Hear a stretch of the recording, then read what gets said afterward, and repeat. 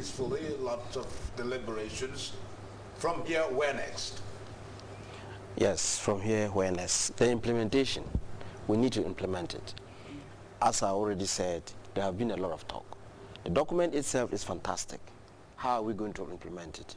And now I will employ my other colleagues in the various assemblies that when we go back home, we should work very hard to mainstream gender issues in any bill that comes in.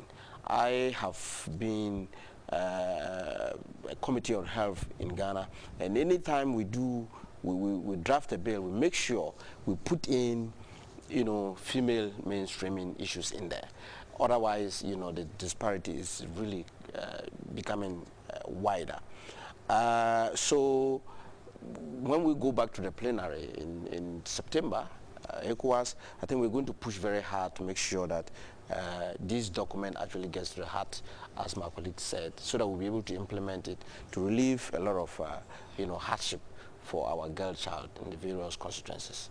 Honorable John, Gambia could be viewed as an example in terms of implementing when it comes to the girl child and gender parity implementation. Could you tell us some of our success stories so that our colleagues here, when they go back to their respective countries, will say, Gambia did A, B, and C, let us try to emulate what they've done? Thank you very much, Malik. Again, we'll doff our hats to our head of state.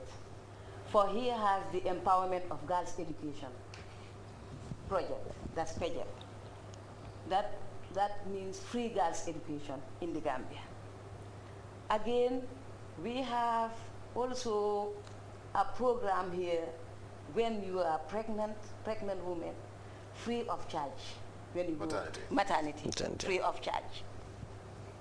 Till the child is 5 years, you can go to any health center, any hospital in the Gambia, it's free of charge. So that means that there will be less stress, less pressure on the mother. Again, we have the President's Fund, that is for giving scholarships to the girl child.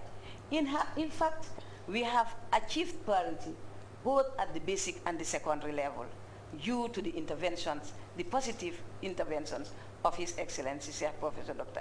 Alhaji Yahya A.J.J. Jammeh. There are many interventions that he has done to the empowerment processes of women in the Gambia.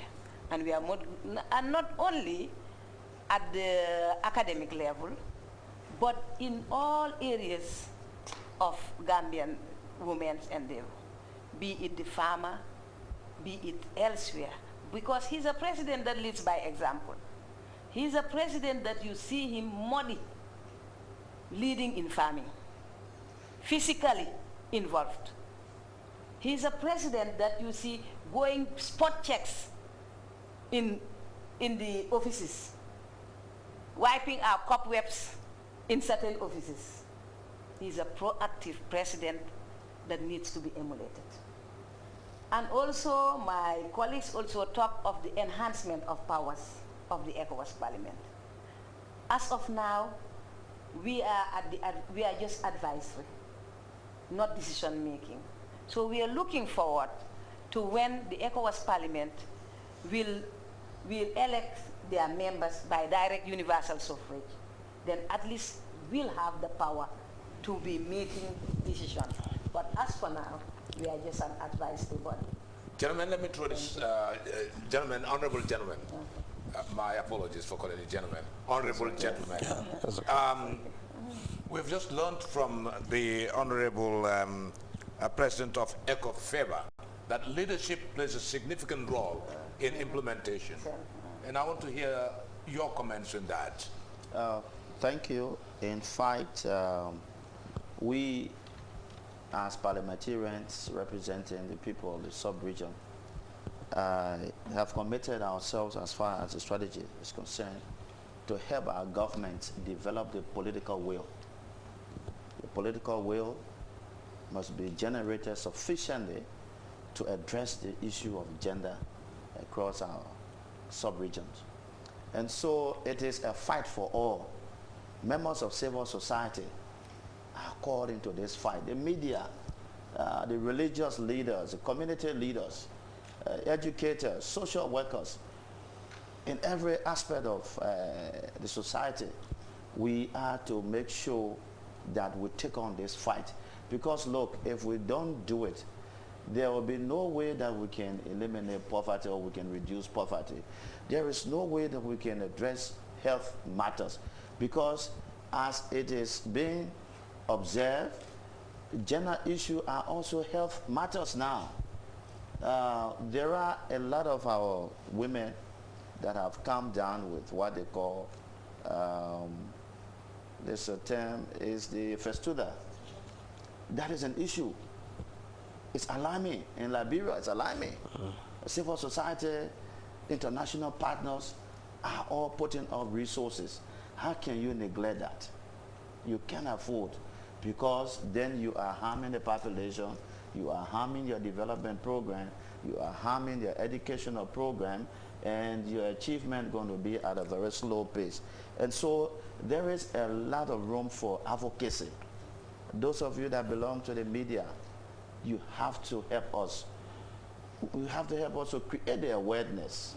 In the document, in the strategy document, we have also said, look, the issue about gender inequality should not only be left with the ladies. They should not incorporate their male counterparts to serve as preachers, to serve as advocates on their behalf to raise this issue, because we need to know that West Africa is a system of complex tradition and custom. And so to break through those will require awareness, education, sensitization, and the rest of it. Leadership, the political will, sensitization, and education. That's the cue we got from Senator Momo. Let me just very quickly, because we haven't got much time though, but let me hear it from you. Senator Momo just said something very important. He just talked about media. Media is the fourth power. If you're right. Yeah, it's the fourth power. So without media or communication, whatever you are doing is vain.